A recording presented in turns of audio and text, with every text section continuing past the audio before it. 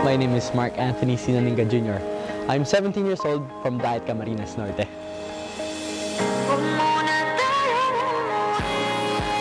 Mark, sa pagpasok mo ng aking bahay, agad mong ipinamalas ang iyong pagiging palakaibigan.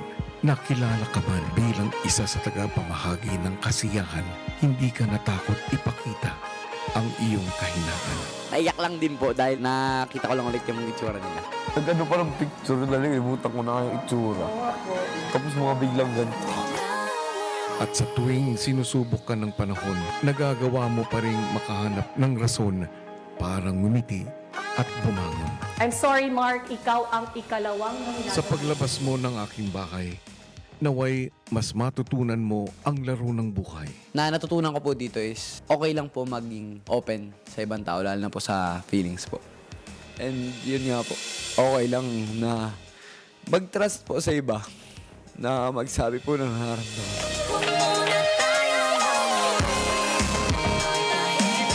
Life is a game.